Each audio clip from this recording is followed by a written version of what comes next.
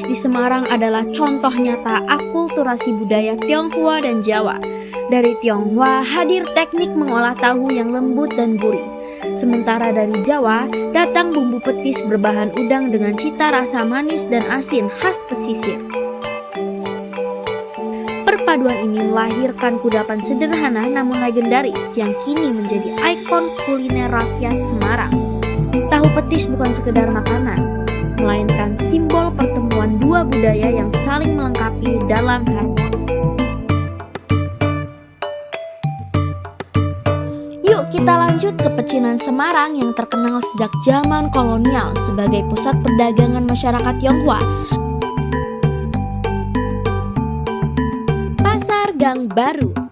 Gang ini berupa jalan sempit dengan deretan rumah toko berarsitektur khas Tionghoa yang berpadu dengan gaya kolonial Belanda dan sentuhan budaya lokal Jawa. Kini, Pasar Gang Baru tetap hidup sebagai pasar tradisional yang ramai sejak pagi, menjual aneka kebutuhan sehari-hari, mulai dari sayur, rempah, hingga perlengkapan ritual Tionghoa loh.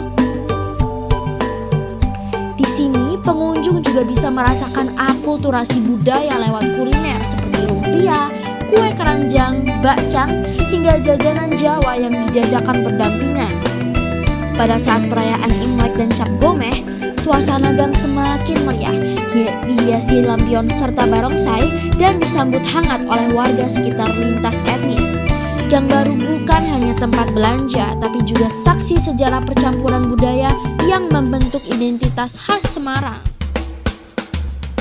Kita sekarang berada di Gang Lombok, Pecinan, Semarang. Di sini berdiri kelenteng Tai Kak Si, pusat ibadah Tionghoa sejak tahun 1746. Salah satu kelenteng terbesar dan tertua di Pecinan, Semarang. Kelenteng ini menjadi pusat aktivitas masyarakat Tionghoa. Di sini umat bersembahyang kepada berbagai dewa. Salah satunya adalah Dewa Quan Sing Ti Quan, dewa perang yang sangat dihormati. Kelenteng Tai Kak Si bukan hanya tempat ibadah, tetapi juga pusat budaya yang memperlihatkan keharmonisan antara budaya Tionghoa dan Jawa di Semarang.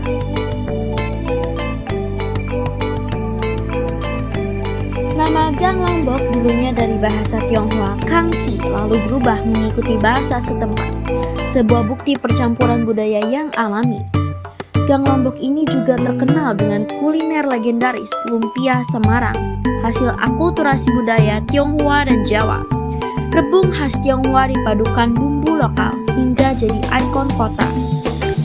Hari ini, Gang Lombok bukan hanya tempat ibadah dan kuliner, tetapi juga simbol harmoni antar budaya di Semarang.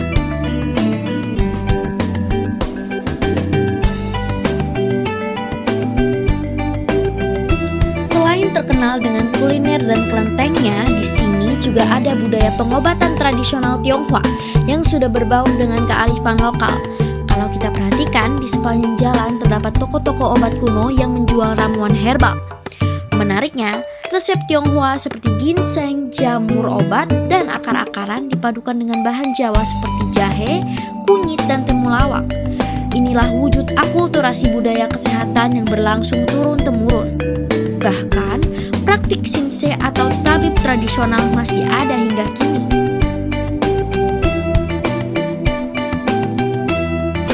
Rumah Makan Chandra adalah salah satu kuliner legendaris di kawasan Pecinan, Semarang, tepatnya di Jalan Pekojan.